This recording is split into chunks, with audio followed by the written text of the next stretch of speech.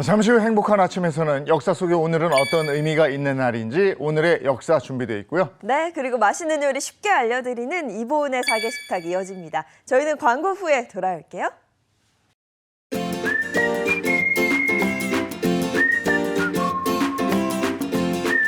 안녕하십니까. 행복한 아침 이재용입니다. 안녕하세요, 정예인입니다. 오늘은 8월 22일 목요일이고요. 오늘의 역사 그리고 이보은의 사계식탁 이렇게 준비해놨습니다. 네, 오늘의 역사에서는 지금 이 시기 과거에는 어떤 일이 있었는지 역사 속으로 들어가 보고요. 이어지는 이보은의 사계식탁에서는 늦더위가 기승을 부리고 있죠. 이 무더위에 먹으면 좋을 여름 밥상 준비했습니다. 기대 많이 해주세요. 자, 8월 22일 목요일 행복한 아침 시작합니다.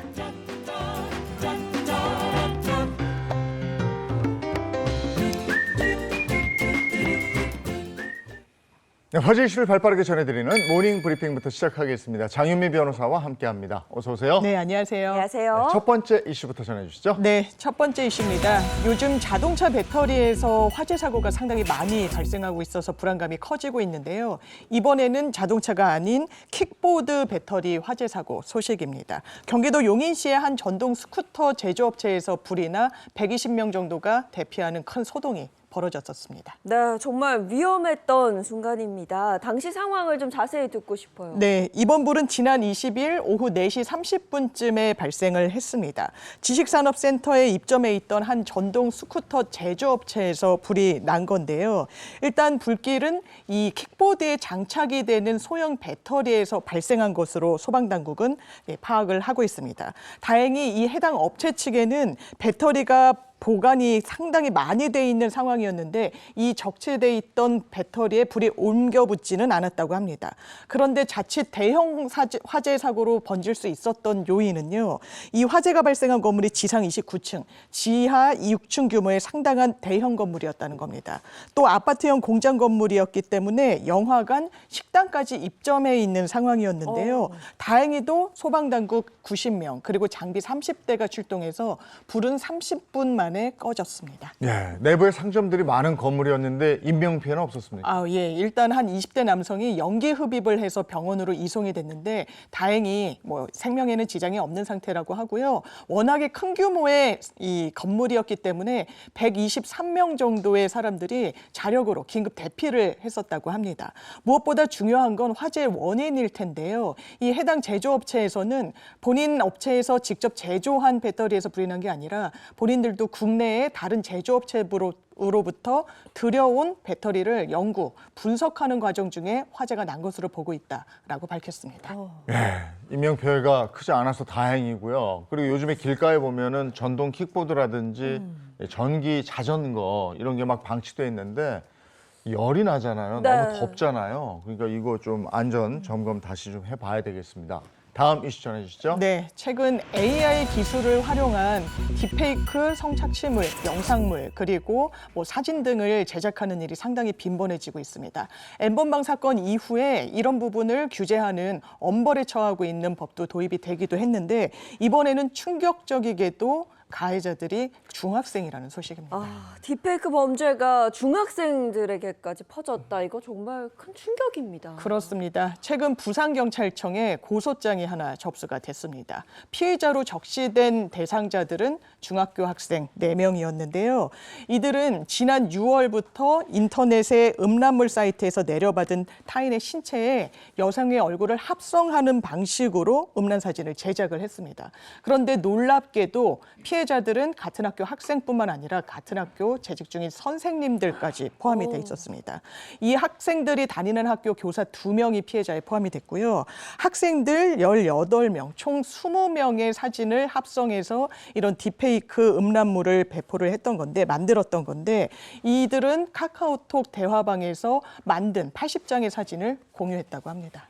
친구와 선생님의 얼굴로 음란물을 만들고 배포까지 했는데 네. 이 친구들은 어떤 처벌을 받습니까? 일단은 경찰의 혐의에 대한 이 수사는 진행 중이고요. 별도로 시교육청 차원에서 학폭위, 그러니까 학교폭력대책심의위원회가 일단 열렸습니다.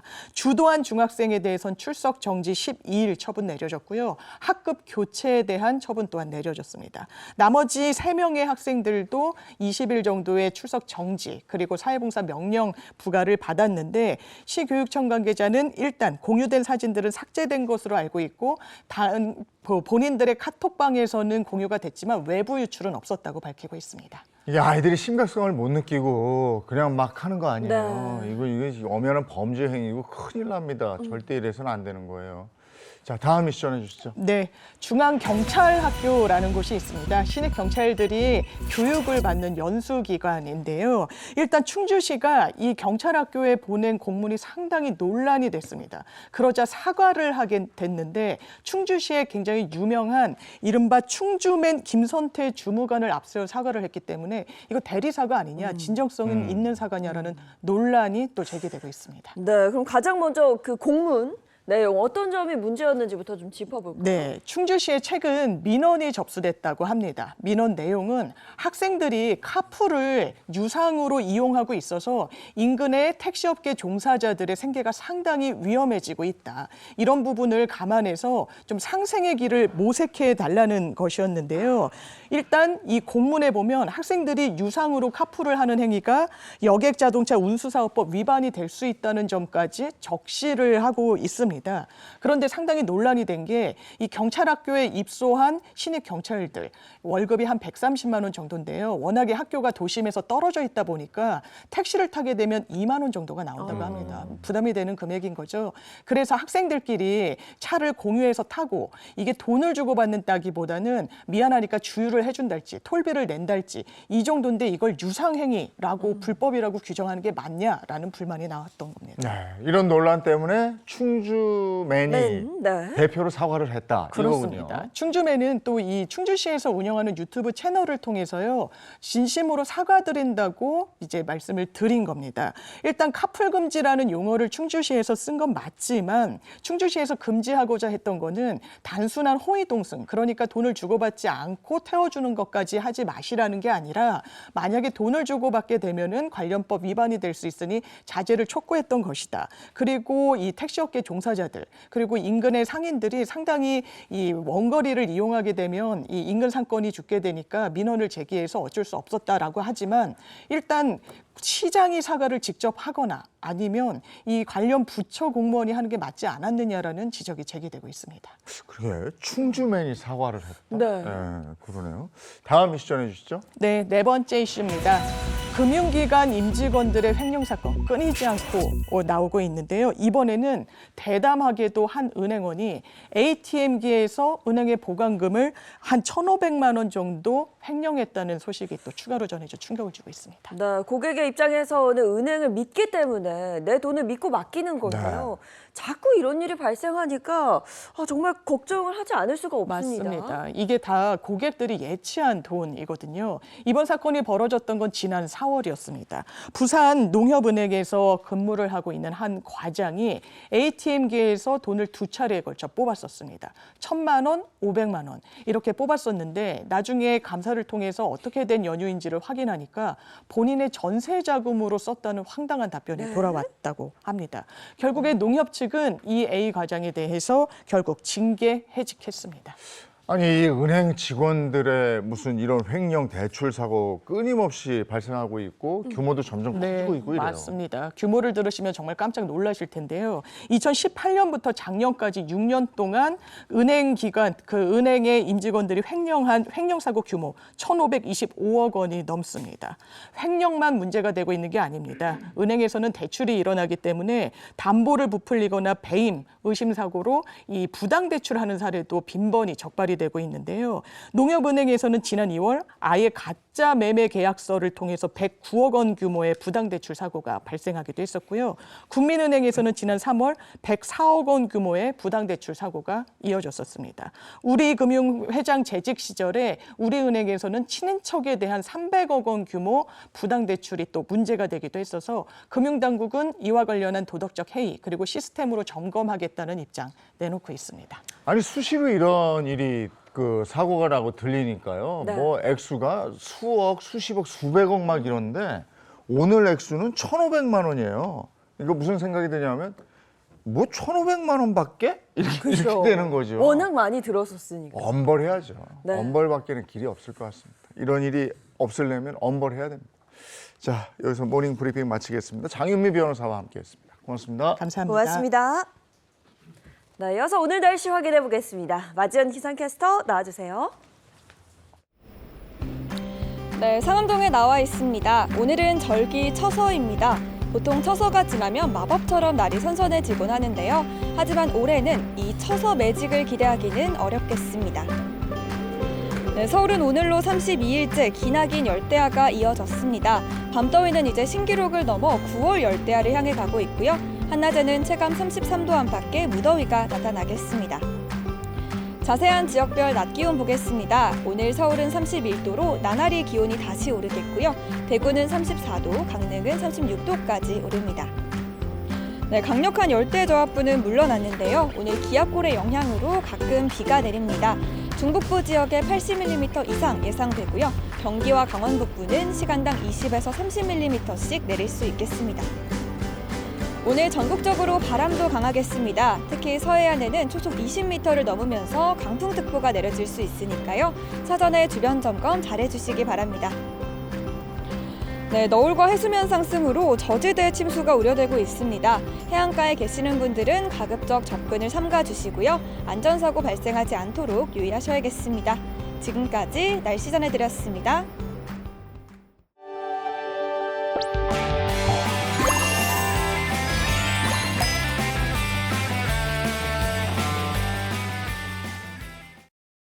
네, 행복한 아침 함께하고 계신 지금 시각 7시 42분입니다. 네. 자, 역사 속에 오늘은 어떤 의미가 있는지 오늘의 역사 시작하겠습니다. 개그맨 정철규 씨 함께합니다. 어서 오세요. 네, 안녕하세요. 시스루가 잘 어울리는 남자 개그맨 정철규입니다. 네, 우리를 역사 속으로 안내해 주실 역사학자 이익주 교수님 반갑습니다. 네, 안녕하세요. 오늘도 역사 이야기를 재밌게 함께할 역사학자 이익주입니다. 네, 오늘은 먼저 언제로 돌아갑니까? 1848년 8월 19일로 갑니다. 어떤 얘기 해주시겠습니까? 네, 1848년 8월 19일은 미국의 분 황금 광풍 캘리포니아 골드러시가 시작된 날입니다. 당시 미국 캘리포니아에서 사금이 발견되면서 황금을 찾아서 떼부자가 되려는 사람들 25만 명이 캘리포니아로 몰리게 되는데요. 골드러시는 시골 마을이었던 캘리포니아의 로스앤젤레스, 샌디에이고, 샌프란시스코 등 서부 도시들을 엄청나게 발전시키는 계기가 됐습니다. 황량한 땅이었던 서부가 그야말로 기회의 땅이 되는 계기가 네. 된 건데 어떤 사람이 처음에 금을 발견하게 됩니까? 네, 사금을 최초로 발견한 사람은 제임스 마셜이라는 목수였습니다. 1848년에 제재소협회 강에서 금빛 물체를 발견한 건데요. 놀라움에 강가를 살펴보니 온통 금빛이었던 거예요. 다 금이었던 거죠. 제임스 마셜이 주변 땅을 사들이기 시작했습니다. 그런데 입이 간질간질했던 거죠. 이 말을 친한 사람들에게 했는데 금이 발견됐다는 이 말이 발 없는 말이 천리를 간 거예요. 미국의 동부까지 퍼지게 됩니다. 1848년 8월 19일 날 뉴욕 헤럴드지에 사금 발견 소식이 보도가 됐고 그래서 금광을 통해 떼부자가 되겠다는 사람들이 캘리포니아로 몰리기 시작합니다. 채굴업자는 물론이고 상인들, 금융업자들, 군인들 그리고 저 같은 학교 교사들까지 다양한 사람들이 직장을 버리고 캘리포니아로 향했습니다. 미국 동부에서는 물론이고 유럽의 아일랜드, 이탈리아, 심지어는 중국에서까지 이곳으로 이민 물결이 쇄도했습니다. 네, 이렇게 어마어마한 그 금이 발견된 캘리포니아 땅이 근데 이게 원래 미국 땅이 아니라 이 멕시코 땅이었다면서요? 그 바로 직전까지만 해도 캘리포니아는 멕시코 땅이었어요. 1846년부터 48년까지 2년 동안 미국과 멕시코의 전쟁이 벌어졌고 이 전쟁이 과달루페 이달고 조약이라는 걸 체결하면서 미국이 캘리포니아를 형식상으로는 사는 거지만 사실은 뺏었습니다. 그 무렵에 미국은 캘리포니아와 뉴멕시코, 콜로라도, 애리조나, 네바다, 유타주에 이르는 막대한 영토를 1,500만 달러 현재 시가로 우리 돈 약 3,900억 원을 주고 사들였습니다. 심지어 이 조약은 캘리포니아에서 금이 발견된 날로부터 겨우 9일 뒤에 체결됐는데요. 멕시코 정부가 이 엄청난 일이 자기 땅에서 벌어지고 있다는 사실을 모르고 있었던 거예요. 야, 두 나라의 운명이 이렇게 갈리네요. 근데 미국 땅이 엄청 넓잖아요. 그 동쪽에서 서쪽으로 가기가 쉽지 않았을 텐데 어떻게 갔을까요? 근데 그 당시까지만 해도 미국 사람들이 전부 미국 동부에 살고 있었습니다. 이 사람들이 서부로 가야 되는데 그 당시엔 철도도 물론 없었고 도로도 없었어요. 그래서 동부에서 서부로 가기 위해서 때를 지어 마차를 타고 이동합니다. 이거 소재로 한 서부 영화 많이 있죠. 도중에 죽는 사람도 부지기수였고 자 그럼 배를 타고 가자. 그런데 그 당시까지만 해도 파나마 운하가 아직 만들어지기 전이기 때문에 남아메리카 대륙 끝까지 내려갔다가 다시 올라와야 되는 3만 킬로미터를 5달, 6달 걸려서 이동을 해야 됐습니다. 하지만 그래도 사람들이 몰려갔죠. 골드러시에 참여한 이주민들을 49의 사람들이란 뜻에서 49ers라고 부르는데 사금 발견은 1848년이잖아요. 네. 그런데 49라는 별명을 붙이게 된 건 동부에서 캘리포니아까지 가는데 꼬박 1년이 걸렸기 때문입니다. 아이고 그렇게나 네. 1년이나 걸려서 갔어요. 그야말로 금 찾아 산만리였는데 그래 금들은 찾았습니까? 쉬운 일이 아니죠. 실제로 금광을 캐서 성공한 사람은 극소수고 금을 발견한 사람도 거의 없었습니다. 광산 대부분은 큰 기업들의 차지가 돼버립니다.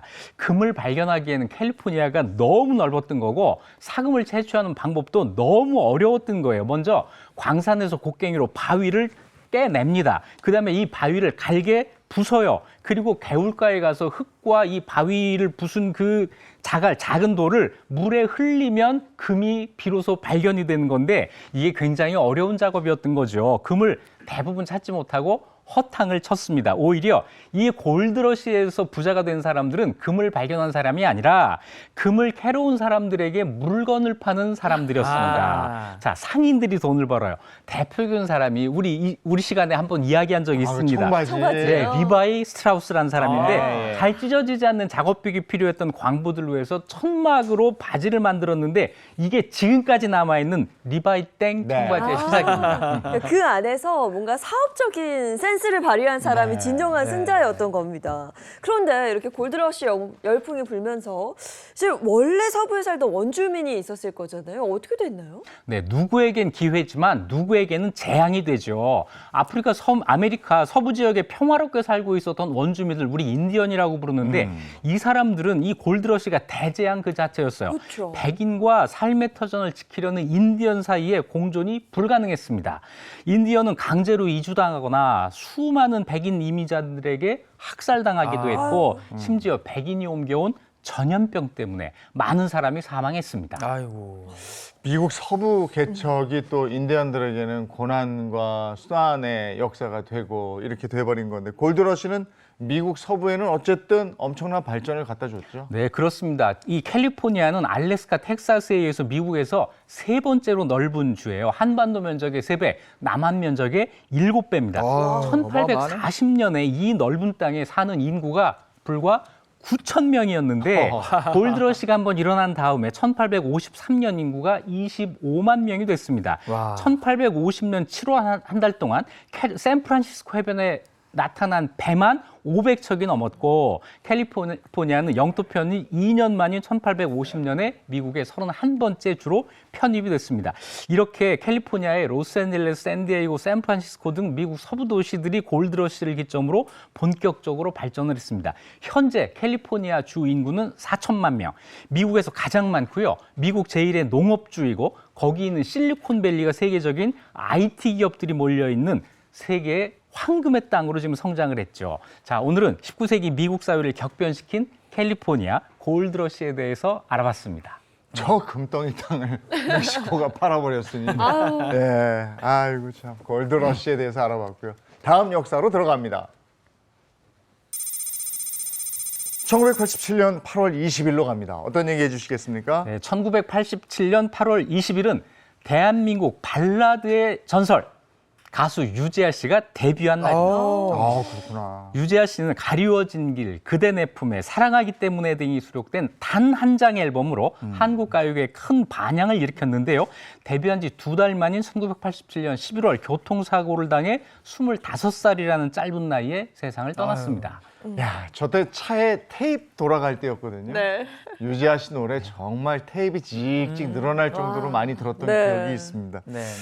정말 유재하 씨는 30년, 간지 30년이 넘은 것 같은데 그래도 우리들 마음속에 남아있는 가수예요. 정말 대단한 가수라는 걸 알 수 있어요. 네, 지금도 사실 그 젊은 친구들도 유재하 씨 음악을 사랑하는 분들 굉장히 많고 또 그리워하는 분들도 굉장히 많은데요. 처음에 어떻게 데뷔하게 됐을까요? 네, 유재하 씨는 한양대 음대에서 작곡을 전공했는데요. 작곡뿐 아니라 작사, 편곡, 또 바이올린, 첼로, 피아노, 기타, 키보드 여러 가지 악기에 전부 능통했다고 합니다. 작곡 수업에서 낸 곡이 너무 훌륭해서 교수님이 모차르트 곡을 베껴오면 어떡하느냐 이런 착각을 했을 정도로 음악적 재능이 남달랐다고 하는데요.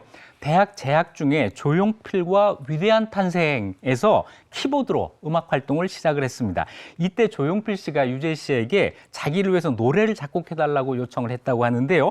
조용필 씨가 이 노래를 자기 7집 앨범에 취입했습니다. 이 노래가 바로 사랑하기 때문에예요. 당시에는 별로 주목을 받지 못했습니다. 네, 조용필 씨가 곡을 달라고 했다라는 거는 정말 유재하 씨의 실력을 정말 눈여겨보고 있었다는 얘기인데 그렇죠. 그 외에도 김현식 씨 그리고 이문세 씨에게도 곡을 줬었죠.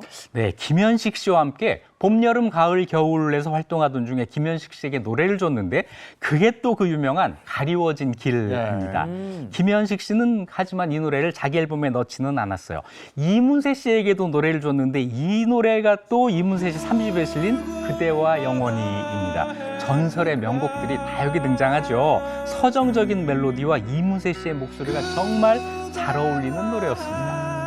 가수 데뷔 전에도 자기만의 음악 세계를 구축하고 있었는데 그리고 나온 유재하 씨의 앨범 처음에는 생각보다 주목받지 못했다고요. 네, 유재하 씨는 1987년 8월 그동안 작곡한 곡들을 모아서 자기 돈 800만 원을 들여 솔로 데뷔 앨범 사랑하기 때문에를 내놓습니다. 이 앨범에 사랑하기 때문에를 비롯해서 그대 내 품에 가리워진 길 지난 날 내 마음에 비친 내 모습 등 9곡이 담겼는데요. 저도 이 노래 거의 다 압니다. 철구 씨 이 중에 아는 노래 있어요? 저는 사랑하기 때문이라는 노래를 아는데요. 이 노래가 저는 그 유재하 씨 앨범에서가 아니라 다른 가수 리메이크 앨범에서 네네. 들었던 것 같아요. 네네. 네, 이 좋은 노래는 이렇게 계속 재탄생하면서 이 수명을 길게 연장을 하는 거죠.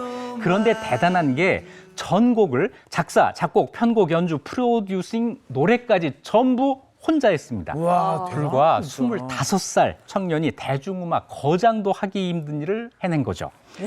당시 그에게는 약혼식과 양가 집안 소개까지 한 연인이 있었다고 하는데요. 1집의 모든 곡들은 이 연인을 떠올리면서 만든 것이라고 합니다.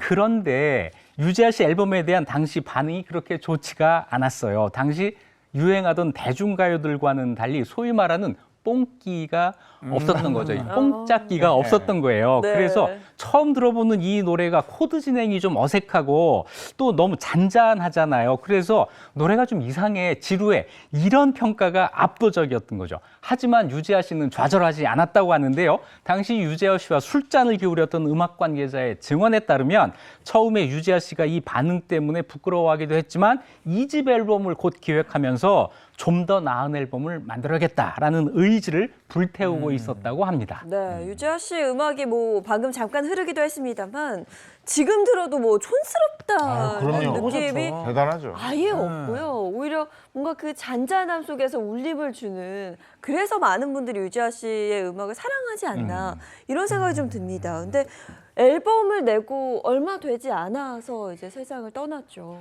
네, 1집 발표하고 두 달 지난 무렵인 1987년 10월 31일 유재하 씨가 같이 살던 친형에게 형 잠시 나갔다 올게 가수 됐다고 동창들이 찾아왔는데 빨리 해치우고 올게 하면서 동창회를 나갔다고 합니다. 이게 마지막 모습이 된 거예요. 다음 날인 11월 1일 날 친구가 몰던 차를 얻어 타고 집으로 돌아오다가 맞은편에서 온 택시와 정면 충돌했고 25 꽃다운 나이에 세상을 떠나고 말았습니다. 아유. 야, 이게 이 젊은 나이에 갑작스럽게 이렇게 사망을 하게 되면 주위에서 이걸 믿지를 못하거든요. 그렇지 않았습니까? 네, 특히 유재하 씨가 3남 3녀 중 5째였는데 늦둥이 아들이라서 부모님의 슬픔이 정말 컸다고 합니다. 어머니는 음악을 좋아하던 아들이 연주한 것을 시끄럽다고 꾸짖었던 게 두고두고 한이라고 밝히기도 했고, 아버지는 유재하 씨에 대한 애틋한 마음으로 유재하 음악장학재단을 만들었지만 유재하 씨가 떠난 지 2년도 안 돼서 돌아가셨다고 합니다. 또 유재하 씨를 친동생처럼 생각했다는 이문세 씨는 유재하 씨 사망 소식을 듣자마자 라디오 별이 빛나는 밤에서 울면서 이 소식을 전했다고 했습니다. 또 유재하 씨를 무척 아꼈던 김현식 씨. 김현식 씨는 유재하 씨가 세상을 떠난 지 정확히 3년 뒤인 1990년 11월 1일 같은 날 세상을 떠났습니다. 이게 얼마나 사람들이 유재하 씨를 아끼고 좋아했는지 알겠네요. 그리고 유재하 씨는 살아있을 때보다도 이 떠난 다음에 더 많은 사람들이 유재하 씨의 노래를 좋아했죠. 네, 유재하 씨의 1집 앨범, 유일한 앨범이 됐죠. 이 앨범은 사후에 팝 발라드의 새로운 전기를 마련했다는 칭송을 받으면서 재조명됐습니다. 평론가들은 그 세련된 멜로디와 호소력 짙은 그 담백한 창법, 한편의 시를 읊는 듯한 가사를 호평했고요. 신승훈, 유영석, 김광진, 김동률 등 수많은 뮤지션들이 그의 영향을 받아서 데뷔했고 그들의 음악에도 영향을 받았습니다. 특히 신승훈 씨는 유재하 씨 노래를 너무 좋아해서 11월 1일을 자신의 데뷔일로 잡기도 했습니다. 일부 평론가들은 우리나라 발라드는 유재하 이전과 이후로 나뉜다라고 할 정도로 단 한 장의 앨범만으로 영향력이 지금까지 이어지고 있습니다. 네, 그런 유재하 씨는 지금도 이 가요계에 영향을 미치고 있습니다. 그게 바로 그 유재하 음악 경연 대회인데요. 쟁쟁한 가수들이 정말 많이 나왔죠. 네, 유재하 씨를 기억하고 신인 가수를 발굴하기 위해서 1989년부터 해마다 유재하 음악 경연 대회가 열리고 있는데요. 조규찬, 유희열, 김현우, 스위스로우 등 쟁쟁한 가수들이 여기서 배출이 됐습니다. 자, 너무나 일찍 세상을 떠난 천재 뮤지션 유재하 씨. 그가 떠나지 않았다면 더 좋은 음악들이 우리를 더 즐겁게 해주지 않았을까 하는 아쉬움도 들지만 그가 남긴 노래들은 세월이 흘러도 많은 이들에게 위안을 주고 있습니다. 저희 또래들한테는 정말 많은 울림을 주는 그 1집 처음이자 마지막 앨범이거든요. 네. 이게 그때 차 타면 그 음악이 그냥 나오게끔 그렇게 돼 있었는데 그때 같이 듣던 그 사람들은 다 어디서 뭐 하고 있는지 모르겠습니다. 예. 자, 다음 역사로 가보겠습니다. 1995년 8월 21일로 갑니다. 어떤 얘기 해주시겠습니까? 네, 1995년 8월 21일은 경기여자기술학원 방화 사건이 일어난 날입니다. 이 끔찍한 화재로 무려 37명이 사망하고 16명이 중경상을 입었는데요. 놀랍게도 이 화재의 원인은 방화였고 방화의 범인은 또 놀랍게도 바로 그 원생들이었습니다. 꿈만았던 소녀들이 화재 사고로 세상을 떠났습니다. 많은 사람들에게 충격을 준 사건이었고. 네, 맞습니다. 근데 그 학원에 불을 지른 그 범인이 원생들이었다. 이게 정말 충격적인데요. 경기 여자기술학원 대체 어떤 곳이죠? 네, 경기도 용인군 구성면 마북리에 위치했던 경기여자기술학원은 가출 청소년이나 고아 등을 수용해서 직업 훈련을 시켜주는 수용시설이었습니다. 여기엔 집안 형편상 진학을 포기하고 기술을 배우기 위해서 스스로 들어온 사람들도 있었습니다. 1995년 당시 원생은 138명이나 됐고 이 중 대부분은 10대 미성년자였고 가장 어린 원생은 13살에 불과했습니다. 네, 뭐 이런 내용들만 봐서는 먹을 게 별달리 그렇게 이상할 게 없어 보이는 그런 직업 학원 같은데 네. 뭐 이게 뭐 문제가 있었나요? 네, 하지만 이 학원엔 무서운 반전이 숨겨져 있었습니다. 일단 학원의 문과 창문이 쇠창살로 전부 막혀 있었어요. 건물 주변엔 4m 높이의 철망이 둘러싸여 있었습니다. 뭐야? 학원 직원이 42명이었는데 그중 8명이 원생을 감시하는 청원 경찰이었고요. 외출은 불가했고 저녁 7시만 되면 기숙사 1, 2층 출입구가 밖에서 이중 자물쇠로 채워지게 돼 있었습니다. 감옥 같은 곳이었죠. 여기서 원생들은 자유 없이 철저한 통제를 받고 있었습니다. 지금 얘기를 들어보니까 정말 감옥이 따로 없다 싶은데 그러니까요. 여기가 직업 교육을 시키는 곳이라고 했는데 그러면 그 안에서 직업 교육은 제대로 이루어졌습니까? 네, 이 학원을 경기도에서 위탁받아 운영한 곳은 한 기독교 종교재단이었는데요. 원생들은 강제로 기술과 상관없는 성경 공부를 해야 됐고, 원생들이 원하는 공부는 미술, 글쓰기, 디자인, 컴퓨터 같은 것이었는데 옷재단하기, 자수 같은 시대에 뒤처지는 과목만 있었다고 합니다. TV 시청 금지됐고 간식도 없었고, 게다가 당시 학원 운영 규칙을 보면 정신교육에 의한 인간 재생이라는 조항이 포함돼 있었는데 자, 원생들은 수시로 폭언과 구태에 시달리면서 정신교육을 받았던 거예요. 심지어 한 원생은 친구를 보고 웃으면서 인사했다는 이유로 직원에게 가혹한 욕설과 구타를 당하기도 했습니다. 거기에 학원 직원들이 원생들이 바깥으로 보내는 편지도 일일이 검열을 했습니다.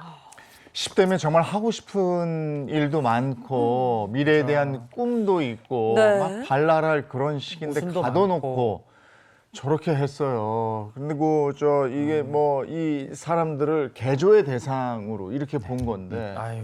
그 사고가 난 당일날은 어떤 일이 있었습니까?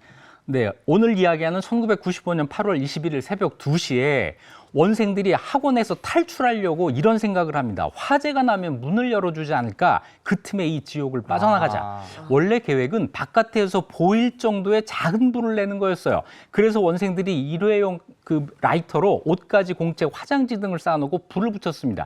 그런데 불이 났는데 화재 경보기가 작동을 하지 않았고 놀라서 소화기로 불을 꺼보려고 했는데 소화액이 이미 굳어있는 상태였습니다. 아이고. 다급해진 학생들이 출입구로 달려갔는데 앞뒷문은 강화유리로 막힌 상태였고 그런데 뒤늦게 한 남성이 나타나서 문을 열어주면서 1층에 있던 원생들은 바깥으로 빠져나갔는데 나가니까 거기에는 또 청원 경찰들이 몽둥이를 들고 대기하고 있었다고 합니다. 아이고. 참 진짜. 학원 직원들이 원생들 구조보다 아이들이 바깥으로 탈출하지 못하게 통제하는 데만 신경을 쓰고 있었던 거죠. 아니 불이 났는데 아이들 구조하는 게 먼저지. 이 와중에도 아이들이 도망갈까 봐 그러니까요. 그 앞을 막고 서 있었다?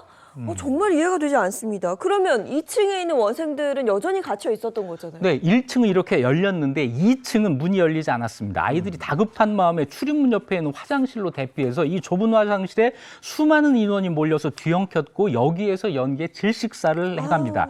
새벽 2시 40분에야 신고를 받고 119 구조대가 여기 출동을 하는데 안타깝게도 이미 많은 원생들이 사망한 상태였습니다. 나중에 수사가 진행되면서 이 사정이 드러났는데 사고 당시에 학원 직원이 2층 문을 열었다고 해요. 그런데 무슨 이유에서인지 다시 닫혔습니다. 그 사이에 2층에 있던 사감이 빠져나가고 다시 닫힌 거예요.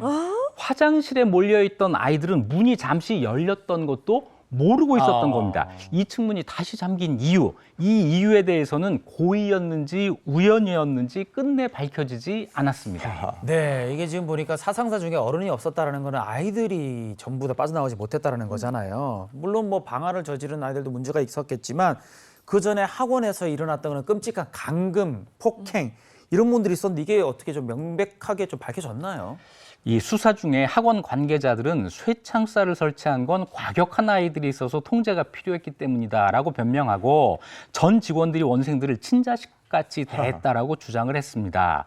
그리고 이미 체포된 방화법인 원생들에게 모든 책임을 떠넘기는데 급급했어요.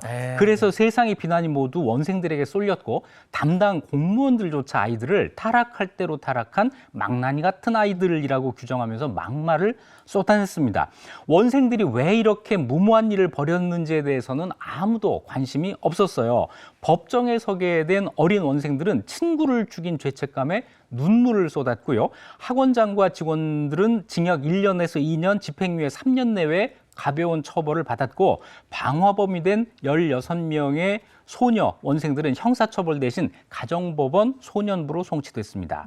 한 번의 어리석은 방화가 돌이킬 수 없는 결과를 초래했지만 그 이전에 이 어린 원생들의 목소리를 우리 사회가 들어줬더라면 이런 비극은 미리 막을 수 있지 않았을까 생각해 봅니다. 정말 비극이네요. 정말 비극이에요. 예. 다시 되풀이돼서는 안 될 역사를 우리가 한번 봤고요. 네. 자, 다음 역사로 가보겠습니다.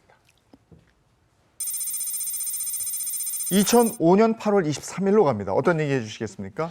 오늘은 가수가 많이 등장하네요. 2005년 8월 23일은 국민 가수 조용필 씨가 평양 유경 정주영 체육관에서 단독 콘서트를 개최한 날입니다.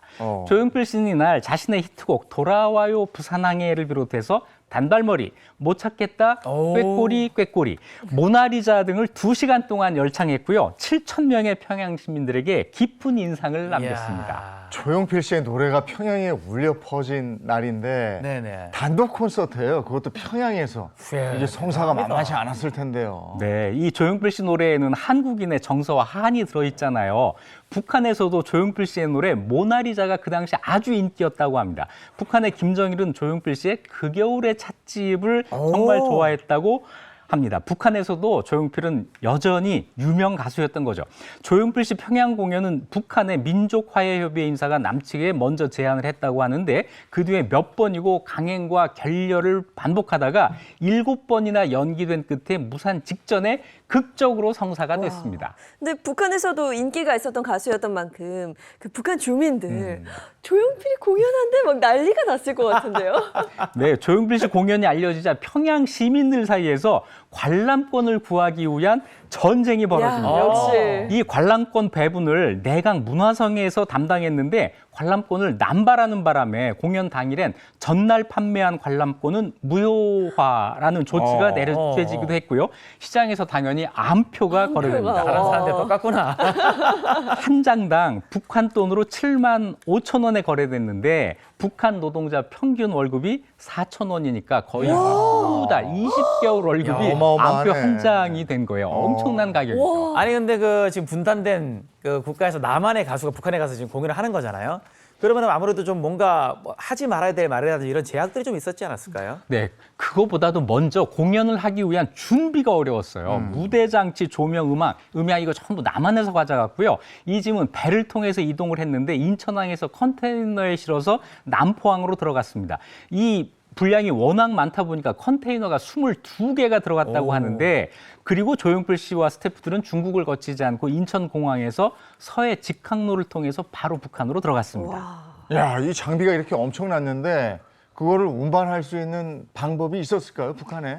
이게 5톤 트럭 30대 분량 짐이었어요. 이게 문제였습니다. 남포항에 짐을 내리는데 지게차 같은 장비가 없이 오직 사람의 힘으로 그 많은 짐을 내렸다고 합니다. 또 이 컨테이너를 실을 수 있는 트럭이 없어서 옛날 군용 트럭까지 동원을 했다고 합니다. 그래서 결국 이틀이 지연됐고 이틀간의 밤섬 작업 끝에 겨우 공연 세트를 완성했는데 여기서 우스운 일화 한 가지가 있습니다. 남북한 스태프들이 같이 일을 해야 되는데 이 사람들이 가장 어려워했던 건 다른 게 아니라 호칭 문제였다고 해요. 서로를 불러야 되지? 어떻게 부를까 이걸 몰라가지고 처음에는 아저씨라고 부르다가 뒤에는 선생님까지 동원됐다고 합니다. 동무라 부르면 되지 않아요? 동무. 네, 아무래도 이런 대형 콘서트를 처음 하다 보니까 네네. 좀 우여곡절이 있었던 것 같은데 그러면 우리 조용필 씨는 북한에서 좀 대우를 잘 받았습니까? 어땠어요? 네, 조용필 씨는 북한에서도 슈퍼스타 대접을 받아요. 공항에서 환영 인사를 마친 후 경찰 에스코트를 받으면서 평양의 특급 호텔 고려 호텔로 가는데요. 호텔로 가는 길에 차가 한 대도 없더라는 거예요. 왜 그랬을까? 조용필 씨를 위해서 차량을 통제한 거죠. 호텔 직원들이 점심 업무를 중단하고 모두 나와서 조용필 환영식을 열어줬고 조용필 씨는 평양말로 호화방이라고 불리는 호텔 스위트룸에 묵었습니다. 그걸 호화방이라고 그래요. 스위트룸이. 그렇게 슈퍼스타 대접을 받으면서 평양에서 단독 공연을 열었습니다. 공연 뭐 어마어마했겠죠. 오빠 시작부터 그러지 않았을까요? 거의 과연 진짜. 그랬을까요? 절대 안 2005년, 그랬겠죠. 네. 8월 23일 평양 유경 정주영 체육관에서 조용필 씨가 역사적인 평양 콘서트를 여는데 7,000석의 객석은 공연 시작 30분 전부터 가득 찼고 조용필 씨가 공중에서 내려오면서 태양의 눈이라는 곡으로 서막을 알립니다. 이어 단발머리, 못 찾겠다, 꾀꼬리 등을 부르는데 관객들이 굳은 표정으로 쳐다만 보는 거예요. 나만 같았으면 오빠 하면서 난리 나죠. 팬들의 엄청난 환호가 들려야 하는데 조금도 움직이지 않고 마치 영화 보는 것처럼 관객들이 무대만 바라보고 있었다는 겁니다. 왜 그랬을까? 공연 전날 북한 당국이 관람객들을 상대로 사전 교육을 했는데 박수를 세게 쳐도 안 되고 성의 없게 쳐도 안 된다. 어쩌라는 거예요. 이렇게 교육을 해놨기 때문에 사람들이 가만히 있었다는 거죠. 그 실황을 봤던 것 같은데 진짜 이렇게 하고 탁 보고만 있더라고요. 우리 사람 불러놓고 뭐 하는 거예요? 조용필 씨 나타나서 기도하는 그런 조용필 씨 많이 당황했겠어요. 네, 하지만 역시 가왕의 노련함이 북한에서도 발휘됩니다. 오. 북한에도 많이 알려진 돌아와요 부산항과 북한에서 가장 인기가 있었던 모나리자를 열창하자 북한 관객들이 점점 흥을 내기 시작했고요. 이 여세를 몰아서 봉선화와 황성예터를 부르자 일부 관객들은 눈물을 훔치기 시작했습니다. 그리고 피날레인 꿈의 아리랑을 부를 땐 모두가 함께 따라 불렀고 벅찬 관객들이 기립박수를 보내요. 아쉬움이 남는 관객들이 앙코르를 외쳤고 다시 무대에 오른 조용필 씨는 홀로 아리랑을 부른 후 성공리의 평양 공연을 마쳤습니다. 네, 조용필 씨도 정말 대단하고 세상 음악의 힘이라는 게 네. 이런 거구나 그죠. 이런 생각이 좀 듭니다. 조용필 씨는 이게 마지막 공연은 아니었죠? 그 후에도 공연을 했죠? 네, 2005년 공연 이후 13년 만인 2018년 조용필, 이선희, 백지영, 레드벨벳 등이 포함된 예술단이 평양에서 공연을 펼쳤습니다. 또 왔어요? 그때 마침 조용필 씨가 후두염에 걸려서 고열 통증에 시달렸는데 다시 한번 가왕다운 무대를 선보였죠. 가왕 조용필 씨의 평양 공연은 분단된 남과 북이 음악을 통해 서로 교감할 수 있었던 일대 사건이었습니다. 예, 고맙습니다. 오늘도 유익한 역사 이야기를 들려주신 이익주 교수님 고맙습니다. 고맙습니다. 고맙습니다.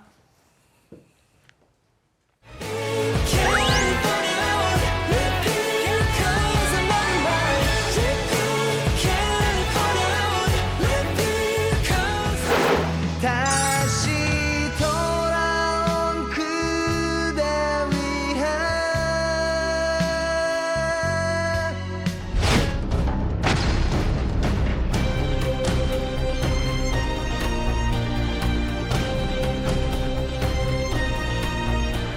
도착했던 내 뿌리 마누라 오는 것을 도착했던 내 뿌리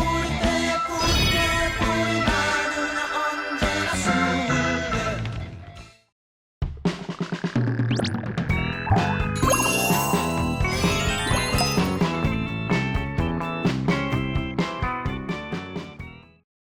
네, 이보은의 사계 식탁 시작하겠습니다. 어서 오세요, 선생님. 안녕하세요. 안녕하세요. 네, 오늘이요 바로 14번째 절기인 처서입니다. 그게 말이에요. 더위가 가고 선선한 가을바람이 분다는 처서인데 아직도 너무 꿉꿉하고 더위에 진짜 시달리고 있잖아요. 그렇죠, 여러분. 네, 네. 아, 여전히 더워요. 이럴 때는 생각나는 것이 있죠. 시원한 여름 반찬이었으면 얼마나 좋을까라는 생각을 할 텐데요. 그래서 제가 오늘은요 무더위를 이기는 여름 밥상을 준비를 했습니다. 물회 좋아하세요? 아유, 좋죠. 우리. 네, 끝나죠. 너무 좋아. 여름철에는 이 물회 한 대접을 쫙 먹으면 정말 더위가 싹 가시잖아요. 오늘은 데친 오징어 물회를 준비를 했는데요. 이게 그냥 생오징어가 아니라 데친 오징어기 때문에 남녀노소 다 좋아하시는 거고요. 그다음에 만드는 방법도 굉장히 쉬울 뿐만 아니라 집에서도 얼마든지 데친 오징어 가지고 물회를 만드실 수 있으니까 이거 한번 오늘 배워보도록 하고요. 두 번째는요. 이렇게 열기가 아주 뜨거운 날씨에는 몸을 조금 식혀주는 게 좋거든요. 그런 재료가 바로 오이와 토마토인데요. 두 번째 메뉴는 바로 오이 토마토 참깨 무침입니다. 이 참깨가 들어가서 굉장히 고소할 뿐만 아니라 오이와 토마토의 맛궁합이 굉장히 좋아서 다이어트에도 좋고요. 또 열 내리는 데도 좋고요. 그다음에 나는 입맛이 없어서 밥이 별론데 하시는 분들은 식사 대용으로도 좋으니까요. 이것도 한번 배워보도록 하겠습니다. 네, 여름에 하면은 빠질 수 없는 게 물회인데 유독 이번 여름 너무 덥잖아요. 맞아요. 이럴 때 물회 먹고 국물 들이키면 그냥 오장육부가 시원해지는 것 같은데 이거를 집에서 해 먹을 수 있다니까 너무 좋을 것 같습니다. 제가 굉장히 아주 빠르게 또 간단하게 만드는 방법을 알려드릴 건데요. 일단은 오징어는 제가 일부러 요걸 준비했어요. 바로 냉동 오징어. 요새 오징어를 일부러 활어를 사게 되면 조금 가격이 좀 비싸요. 나쁘잖아요. 그러니까는 착한 가격에 요 냉동 오징어를 준비를 하는데 이 냉동 오징어의 해동법을 잘 하시면 냉동인가? 활어인가? 잘 몰라요. 그렇기 때문에 이 어떻게 하냐면 냉동 오징어를 구입을 하시잖아요. 그러면 이만한 대야에다가 냉동 오징어를 그냥 통째로 넣고 아주 물을 쫄쫄쫄쫄해서 계속 찬물을 흐르게 하세요. 그러면 그 찬물의 열기 때문에 요 오징어가 속 안에까지 완벽하게 해동이 됩니다. 아. 그 상태에서 배를 갈라서 내장을 빼고 오징어의 몸통과 다리를 분리하면 되거든요. 오늘은 특별히 오징어 몸통만 쓸 거예요. 네. 그럼 다리는 뭐 하느냐? 요거는 오징어 볶음이라든지 아니면 오징어 튀김 만들면 또 아이들도 굉장히 좋아하잖아요. 네. 요거 준비를 하고요. 지금 제가 오징어를 요거를 한번 데치려고 준비를 했는데 아직 물이 끓지를 않아서 다음 거 먼저 설명을 하고 제가 알려드릴게요. 네. 그러면 물에 안에 들어가는 채소들이 많잖아요. 바로 요거 양배추. 요 양배추는 아주 얇게 채를 썰어서 요렇게까지 준비를 해주시면 되겠어요. 근데 굉장히 얇게. 보통 이제 양배추를 싫어하시는 분들은 제가 못 봤어요. 양배추 좋아하시죠? 네. 아, 좋아죠. 요 씹히는 맛이 굉장히 아삭아삭하고 네. 또 특히나 먹다 보면 이 단맛이 굉장히 많이 우러나오기 때문에요. 물에 국물에 아주 안성맞춤인 채소가 바로 이 양배추입니다. 요거 곱게 채 썰어서 요것도 헹굴 때는 흐르는 물에다가 요 채 썬 거를 넣고 약간의 식초라든지 소금 약간 넣고 헹궈서 바로 건져내면 아주 싱그럽게 드실 수가 있고요. 그다음에 제가 준비한 건 바로 오이하고 당근인데요. 요 오이하고 당근도 그냥 써지 마시고 이렇게 볼을 하나 갖다 놓고 채칼을 이용하시면 아주 요것도 안성맞춤으로 쓸 수가 있어요. 이렇게 해서 물에 들어가는 당근과 오이는 굉장히 얇게 쓰셔야 돼요. 너무 두껍게 썰면 씹다 보면은 아주 굉장히 시원하게 차게 만들어 놓은 물의 국물이 뜨끈해지거든요. 아. 그러니까 이왕이면 여기 들어가는 채소들이 아주 얄푼얄푼 해가지고 빠르게 먹을 수 있으면 더 좋습니다. 그래서 이렇게 당근도 준비를 해주세요. 네. 채칼은 근데 마지막에는 진짜 조심하셔야 돼요. 네. 그쵸? 채칼 잘못 쓰다가 맞아요. 어우. 특히 예인 씨처럼 좀 서툰 사람들은 서투신 분들은 요거 조심하셔야 돼요. 손톱도 같이. 그래서 요것도 이렇게 준비를 해주시고요. 자, 그 다음에는 우리가 뭘 하냐면 바로 오이도 준비를 해주시는데 오이 같은 경우에는 요 앞부분만 이렇게 잘라내고 그다음에 이것도 이렇게 같이 해서 준비를 해주세요. 진짜 날 덥고 막 그럴 네. 때 저는 오이만한 게 없는 것 같아요. 맞아요. 저게 아마 수분을 가장 많이 열기 식히는 데는 맞아요. 아주 최고죠. 싱그럽잖아요. 그쵸? 네. 맛도 좋고. 아, 저 얼마 전에 속초 가서 물회 먹고 왔는데 정말 맛있더라고요. 맛있어요? 그래요? 아, 큰일 났는데요. 그 물회랑 이 물회랑 또 비교하시면 어떡하지? 여기는 상한물에 상한물에. 제가 단언컨대 네. 아, 이게 더 맛있네 하실 거예요. 아, 어머나. 오. 기대합니다. 이렇게 해서 오이까지 같이 썰어서 준비를 네. 해주세요. 네. 또 자, 거기는 그다음에는- 해산물이 워낙 좋으니까. 그렇죠. 맞아요. 아이, 그 동네가. 또. 그 다음에는 저희가 특별히 요 깻잎을 준비를 하는데요. 저는 왜 깻잎을 이렇게 준비를 하냐면 이 깻잎 같은 경우에는 너무 얇게 썰면 나중에 쓴맛만 우러나고 깻잎의 그 향이 없어져요. 아. 그러니까 딱 1cm 간격으로만 썰어주세요. 이렇게. 저는 참 이 여름에 깻잎 향이 참 좋아요. 맞아요. 그쵸. 향부터 벌써 약간 시원한 느낌이 나서. 네. 그리고 이 우리 깻잎의 향을 보통 이제 정유향이라 그러는데 이게 굉장히 발산시키는 맛이 있거든요. 그러니까는 더위도 발산시키고 또 맛도 한결 싱그럽게 하니까 이것도 이렇게 준비하시는 게 좋아요. 자, 요건 따로 이렇게 놓을게요. 네. 자, 물이 이렇게 이제- 말하는 사이에 지금 오징어를 데칠 수 있는 물이 지금 끓고 있어요. 자, 그래서 물을 이렇게 팔팔팔 끓었는데 저희가 이제 여기에 넣을 게 있어요. 보통은 이제 오징어 데칠 때 소금을 많이 넣으시잖아요. 네. 근데 요건 이제 물회잖아요. 그렇기 때문에 이 시원한 육수 국물 안에서 오징어가 씹힐 때 약간 맛이 단맛이 우러나야 좋거든요. 그래서 요거 들어가요. 국간장. 아, 간을 맞춰주는 거예요. 네. 밑간을 하네요. 요거 맛술 3큰술. 그러고 난 다음에 이제 오징어를 넣어주세요. 이렇게. 요거 배 갈랐어요. 네. 이렇게 넣어주세요. 내장 다 빼고. 네. 그리고 저는 일부러 오징어 껍질은 벗기지 않아요. 그래야 오징어 껍질에 있는 타우린이 여름에 이거 드실 때는 굉장히 좋거든요. 데쳐주면 어떻게 되냐? 바로 이렇게 되죠. 오.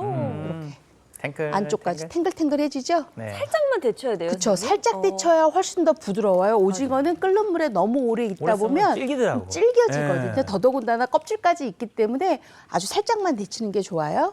그렇다고 해서 너무 넣었다가 빼면 안 돼요. 그럼 그 속살은 또 덜 익게 되니까. 저쪽 부류가 다 그렇더라고. 오징어, 쭈꾸미, 뭐 낙지 이런 그쵸, 거 네. 살짝 데쳐. 그거 다 한 통 속이거든요.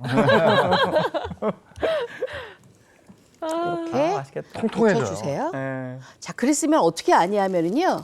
보시면 오징어 속살이 보이시죠? 네. 근데 속살이 투명하지 않죠. 이러면 다 익은 거예요. 아. 오징어 속살이 안 투명해요. 그렇죠? 네. 다 익었으면 얼음물에 풍덩. 그래야 훨씬 살집이 탱글탱글하거든요. 쫄깃하겠다. 보세요. 와. 다 그렇죠? 익었어요. 보이죠? 네. 네. 풍덩.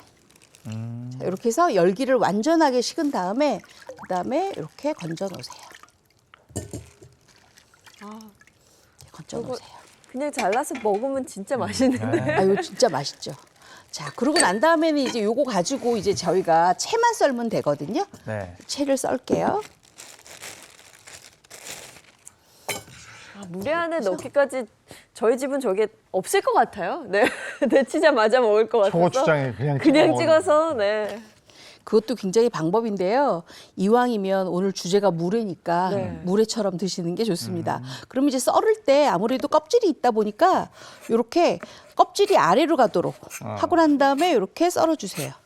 근데 많은 분들이 아니 그냥 오징어회는 워낙 이제 그 센 것으로 많이 먹잖아요, 횟감으로. 네. 그러다 보니까 아주 얇게 써는 걸 기본으로 하는데 이 데친 오징어는요, 이렇게 약간 도톰도톰해야 돼요. 네. 그래야 씹히는 맛이 있어요. 아마 이따 잡숴 보시면 맛있겠다. 네. 아, 왜 도톰도톰하게 써는지 아마 아실 거예요. 근데 그러면 오징어 다리는 왜 안 써는 것 같아요, 예인 씨? 그 식감 때문인가? 왜 안 쓸까요, 정말? 맛있는데. 왜냐하면 오징어 다리를 쓰게 되면요, 오징어 다리가 약간 오돌도돌하잖아요. 네. 근데 여기 이제 생오징어 같은 경우에는 그 씹는 식감이 좋아서 쓰는데 데치잖아요. 그러면 약간 부딪혀요. 다른 채소들하고 너무 얇다 보니까 그래서 제가 일부러 뺐어요. 아, 그래서 이것도 이렇게 해서 같이 넣을 거니까 네. 넣어주세요. 아, 지금 오징어랑 옆에 오이 보니까 네. 그 오이 무침 할 때 오징어 그쵸. 그쵸 살짝 맞아. 데쳐서 같이 넣어서도 먹잖아요. 나 저렇게 오징어하고 오이 보니까 포장마차가 생각나는 거야. 오징어 데친 거에 안주로 먹는 사람들도 많아요. 아, 맞아요. 그래서, 아. 네. 너무 맛있죠, 뭐. 자, 이렇게 해서 오징어 다 넣어서 이제 준비를 했습니다. 네. 제가 요거 2마리 다 썰면 좋은데요. 네. 그러면 생방송 시간이 너무 지체되기 때문에 요만큼만 썰을게요. 네. 예전 바닷가에 그 포장마차에 그 운치가 있었거든요. 맞아요. 저런 안주가 나왔지. 거기서 앞에 도마에서 탁탁탁탁 써는 소리가 들려요. 맞습니다. 자, 이렇게 해서 이제 요거까지 이제 준비가 됐으면 우리는 이제 뭘 해야 되냐면은요. 바로 오징어에 물회 양념을 만들어야 양념. 돼요. 제일 그래서 중요하죠. 이만한 이제 볼을 하나 준비를 하세요. 볼을 하나 준비를 해서 보통 이제 양념할 때 저는 꼭 이거를 같이 해요. 다시마 우린물을 같이 하는데 다시마 우린물을 처음부터 넣게 되면 양념이 잘 안 풀려요. 그러니까 이렇게 하시면 돼요. 고춧가루 먼저 넣으시고요. 그다음에 간장 넣고 그다음에 다진 마늘 넣고 그다음에 이거 매실청이에요. 네. 그리고 2배 식초예요. 2배 식초 넣는 게 훨씬 더 좋아요. 왜냐하면 그냥 일반적인 식초 1배 식초 넣잖아요. 그러면 좀 많이 넣어야 되니까 2배 식초 넣으면 쨍한 그 새콤한 맛이 네. 있어요. 강력하게. 그렇죠. 자, 그랬으면 이제 여기에다가 이제 물엿을 넣어요. 아, 먼저 이렇게 해서 풀어주시는군요. 네, 이렇게 해서 푸는데 이렇게 풀을 때 우리가 뭘 넣느냐? 바로 요걸 넣어요. 고추장. 아, 우리가 물회가요. 도시마다 물회에 넣는 양념이 달라요. 제주도는 된장을 조금 넣기도 하거든요. 그렇죠? 근데 저희는 이제 이거는 그냥 제 이보은식이니까 고춧가루, 고추장만 넣고 이렇게 만들어요. 이렇게 잘 풀어서 만든 다음에 그다음에 뭘 넣느냐? 바로 여기에 이제 비로소 다시마 우린물을 넣어요. 왜냐하면 다시마 우린물을 처음부터 넣고 요걸 풀으려 그러면요, 이게 잘 안 풀려요. 그렇죠? 아무래도 물 속에 있다 보니까, 그러니까 완전히 요거를 해놓고 여기 이제 간까지 맞춰요. 제가 이거 몇 번 해봤겠어요. 4번 이상. 그쵸. 4번은 해보고 왔잖아요. 그렇기 때문에 요 소금을 1큰술을 넣으면 딱 맞아요. 아, 이렇게 해서 소금 한 큰술. 이렇게 섞어주고 잘 섞어줘요. 그 다음에 이제 여기에다가 얘를 섞어요. 다시마 우린물. 다시마 우린물. 어, 음, 이게 그 맛이죠. 그러면 물인데 네. 물인데 요거밖에 안 들어가나요? 이제 기다리세요. 뭘 할 것이냐? 이제 여기에다가 아까 저희가 준비해놨던 채소들 있잖아요. 요걸 네네. 다 넣을 거예요. 양배추, 아 진짜 얇게 썰었다. 양배추. 그다음에 오이, 정말 여름이네요. 그냥 딱 보자마자 처소에는 목이 입이 입이 비뚤어진다고. 삐뚤어진다는데 삐뚤어지기는커녕 지금. 네. 너무 더워요. 야. 당근과 양파까지 이렇게 다 넣었어요. 양파의 매운맛이 싫으신 분들은 양파를 채 썬 다음에 찬물에 한번 헹궈서 물기만 빼서 넣으시면 돼요. 그럼 네. 아린 맛을 조금 없앤 거예요. 자, 그랬으면 여기에다가 붉은 고추하고 그다음에 와. 청양고추까지 넣어야 되겠죠. 이렇게. 자, 그랬으면 이제 주인공 들어가야 되잖아요. 주인공 오징어까지 이렇게 넣었어요. 와. 오징어 듬뿍 들어가는. 와, 진짜 듬뿍 들어가네요. 오징어를 밥처럼 잡수시라고. 와. 워낙은 였다가 우리가 국수를 삶아 그쵸. 넣어도 되고요. 아니면 수제비를 떠서 찬물에 헹군 다음에 넣어도 되고요. 포항 같은 경우에는 다 드시고 난 다음에 밥을 말아 잡수시기도 하거든요. 제가 일단은 밥은 드렸어요. 네. 아, 자, 그랬으면 요게 이제 다 됐잖아요. 네. 하나가 빠졌어요. 바로 이거예요. 요거 뭐냐? 시판하는 동치미 냉면 국물이에요. 그것을 비닐팩에 있잖아요. 네네. 그 4팩만 냉동실에 꽁꽁 얼리세요. 그러고 난 다음에 요거 준비할 때 옆에다 그냥 내놔요. 그럼 이렇게 살얼음이 지면서 굉장히 시원하겠죠? 요걸 네네. 이제 섞어요. 네 팩이면 한 800g. 그쵸. 예. 진짜 맛이 없을 수가 없네요. 저 육수까지 들어가면. 저 육수 이렇게. 시판하는 거니까 편하게 구해가지고 그죠? 워낙 많죠. 요즘 뭐 마트 가도 있고. 그래야 여러분들이 차게 마음껏 잘 드실 수가 저 있어요. 진짜 진정한 맛있다. 물의 비주얼 그러면 나오고 있습니다 지금. 제가 국자로 한번 퍼볼까요? 이렇게. 저거 딱 들어가니까 진짜 물의 비주얼이 탁 그러니까 나오네. 비주얼 완성이다. 와. 물의 비주얼 나오죠. 네. 집에서도 물에 얼마든지 드실 수 있겠지요. 집에서 자, 물에 그랬으면 넣는 거 여기에다가 제가 안 넣은 채소가 딱 하나 있어요. 뭐죠? 깻잎 네, 아까. 깻잎 안 넣었어요. 깻잎 이렇게 마지막에 넣어주세요. 소화. 맨 마지막에. 왜냐하면 처음부터 넣게 되면 깻잎이 쭉 늘어져 갖고 깻잎 향이 없어지니까 마지막에 이렇게 넣어주세요. 맛있겠다. 오징어 정말 많이 들어갔네요, 선생님. 네. 오징어를 국수처럼 잡수시라고. 네. 그러네. 자, 오징어 국수네. 자, 됐어요. 자, 그랬으면 이제 그릇에다가 제가 풀 거예요. 네. 아우. 오징어 물회 너무 맛있죠. 기대됩니다. 한치물에도 기대되는 맛있는. 물회가 지금 속초, 포항 또 어디 있죠? 제주. 아, 물에 뭐 제주 뭐 다 네, 있죠. 여수가도 네. 물회 여수가도 맛있고. 물에 네. 맛있고요. 상한 맛있는 데 물회는 많죠. 오늘 최초 아닙니까? 이렇게 해서 국물까지 해서 네. 이제 시원하게 잡수시면 돼요. 야, 이보은 선생님표 물회입니다. 네. 자, 여기 있어요. 네. 그때 한여름에 네. 산속을 헤매다가 내려가서 물에 탁 먹는데 기가 막혔어요. 정말 맛있잖아요. 이 물회가. 그리고 갖은 채소들이 다 있다 보니까 와, 맛있다. 여름철에 이만한 영양 공급이 없어요. 네. 물에는 사실 포항 물회가 제일 유명하긴 한 것 같아요. 네. 자, 여기 있습니다. 와, 기대됩니다, 정말. 물회를 또 워낙 좋아해서. 한번 잡숴 보세요.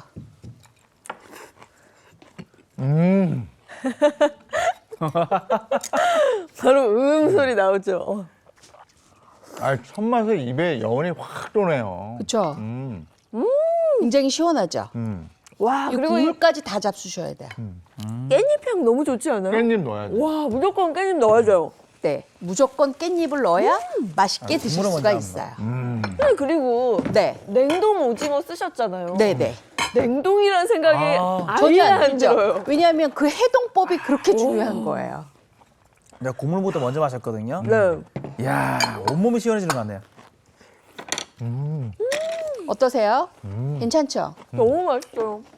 아, 시원하다. 거기에다가 집에서는 소면을 말아서 같이 해서 잡수셔도 되고요. 아까 제가 말씀드린 것처럼 수제비를 약간 떠서 해주셔도 되고 아니면 여름이니까 더위 잊기 위해서 메밀면을 이용을 해서 메밀면 삶아서 여기다 같이 넣어주셔도 아주 맛있게 드실 수가 있습니다. 다시 속초 앞바다에 와 있는 것 같아요. 그렇죠? 어떠세요? 속초 거가 나아요? 아우 아니면 이게 제가 나아요? 낫죠. 나요, 상한께. 네, 상암표가 훨씬 더 낫죠? 네, 행복한 아침표가 낫습니다. 물회를 집에서 한다는 생각을 전혀 못했거든요. 선생님. 이렇게 잡수시면 돼요. 저도 할 수 있을 것 같아요. 그렇죠. 네. 자, 그랬으면 이제 두 번째 메뉴 할 텐데 제가 이렇게 무더운 날은 재료를 이용을 해서 몸에 있는 열기를 좀 떨어뜨리는 게 좋다 말씀을 드렸잖아요.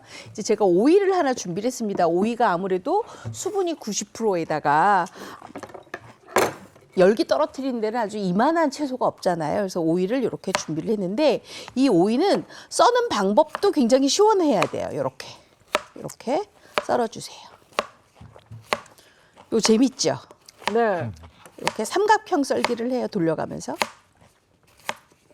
너무 크게 하면은 한 입 거리가 안 되니까 조금 한 입 숟가락에 딱 안착이 될 수 있는 만큼의 사이즈로 해주시면 돼요. 네. 이렇게 돌려가면서 삼각형으로 이렇게 썹니다. 모양이 너무 귀여운데요. 그렇죠, 이쁘죠. 네. 요게 맛도 한몫하지만 모양새가 또 한몫을 해서 많은 분들이 아마 잘 요거 가지고 활용을 하실 거다라는 생각이 드는데 그러면 오이를 이렇게 손질을 했으면 오이는요 특별하게 한번 해야 될 게 있어요. 바로 뭐냐 하면 여기 제가 얼음물을 하나 준비를 했는데 얼음물에다가 소금을 약간 넣어주세요.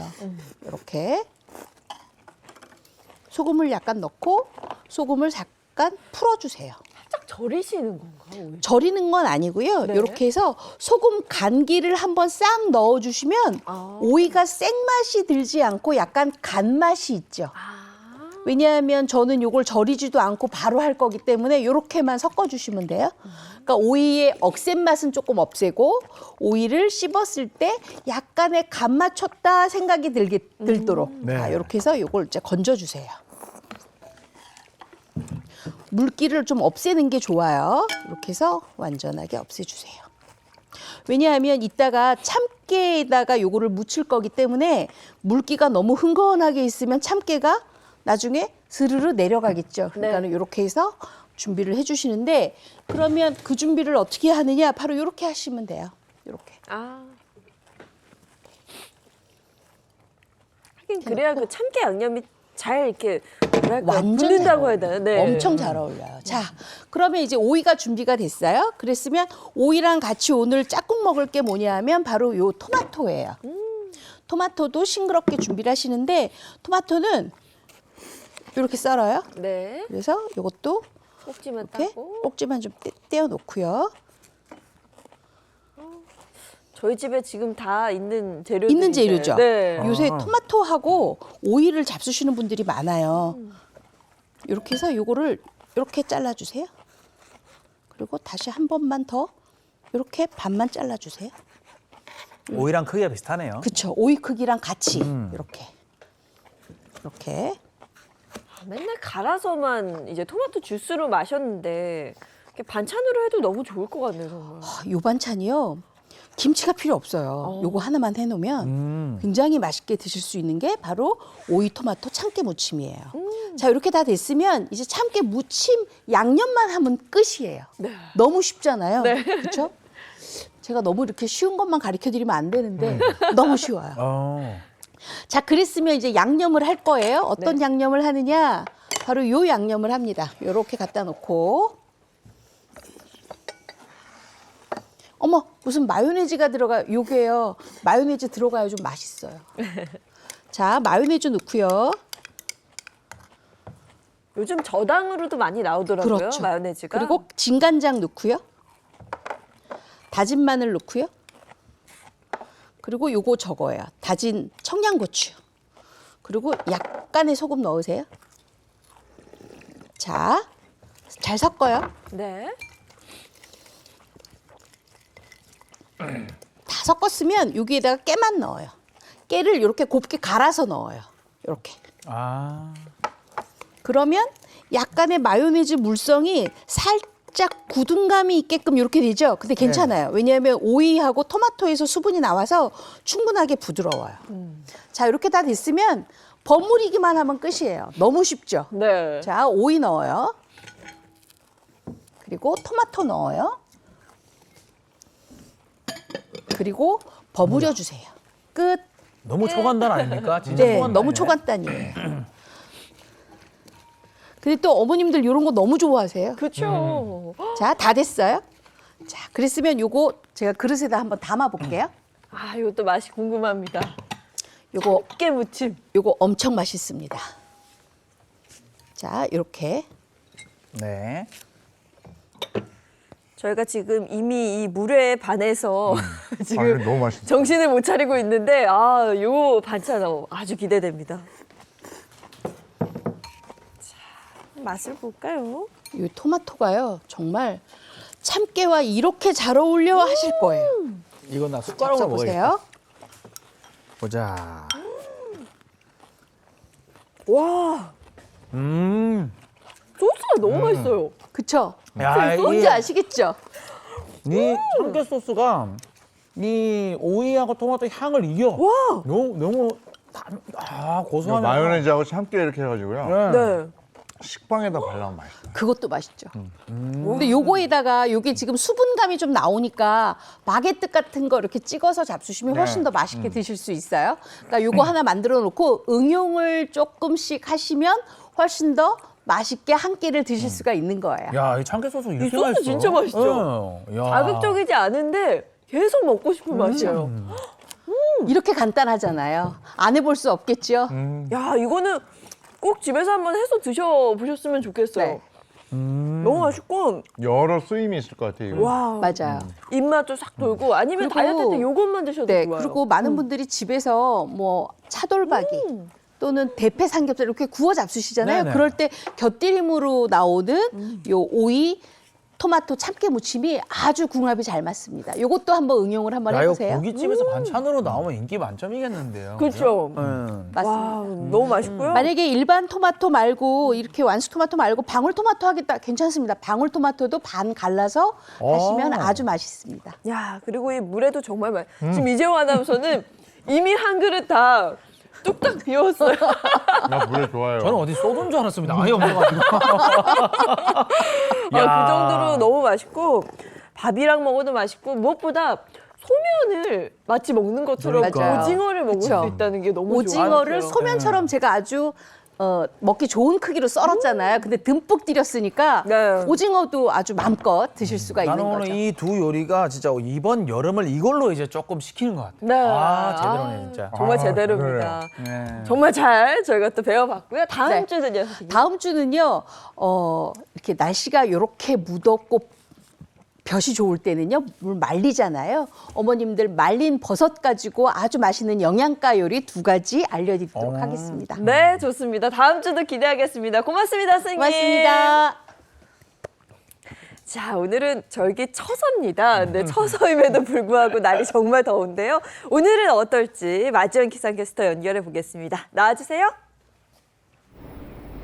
네, 상암동입니다. 처서라는 이름이 무색해지는 날씨입니다. 이번 주말을 지나 다음 주까지도 계속 무덥겠는데요. 올해는 이례적으로 처서의 마법도 통하지 않겠습니다. 밤더위는 매일 신기록을 다시 쓰고 있습니다. 서울은 오늘로써 32일째 열대야고요. 한낮에는 체감 33도 안팎의 폭염입니다. 네, 오늘도 비가 내리며 서울은 31도에 머물겠습니다. 이대로 시원해지나 싶지만 기온은 나날이 오르겠고요. 다음 주에는 다시 서울 34도까지 오릅니다. 네, 강력한 열대 저하부는 물러났는데요. 오늘은 기압골의 영향으로 비가 내립니다. 중북부 지역에 80mm 이상이고요. 경기와 강원 북부도 시간당 20에서 30mm씩 쏟아지겠습니다. 네, 지금 보시는 것처럼 전국에 바람이 강합니다. 특히 서해안 지역은 초속 20m를 넘으면서 강풍특보도 내려질 수 있으니까요. 날아갈 만한 시설물은 없는지 확인하셔야겠습니다. 네, 현재 달의 인력이 강해서 해수면이 높아지는 백중사리 기간입니다. 게다가 너울성 파도까지 더해져서 더 위험한데요. 해안가 접근은 삼가시고 저지대 침수에 대비하셔야겠습니다. 지금까지 날씨 전해드렸습니다. 오늘이 처소임에도 불구하고 아직까지 더워 하는데 네. 이제 조만간에 추워 할 겁니다. 금방일 것 같긴 해요. 그래도 아직까지는 더워 소리가 나오는 막 그 무더위에 지치지 않도록 오늘 저희가 알려드린 그 요리 레시피대로 한번 해보시면 정말 좋을 것 같습니다. 좋은 하루 보내시고요. 저희는 내일 아침 7시 30분에 돌아올게요. 행복한 아침, 행복한 하루 되십시오. 고맙습니다. 고맙습니다. 즐겨봐 너의 세상 플레이 더 넥스트 채널 A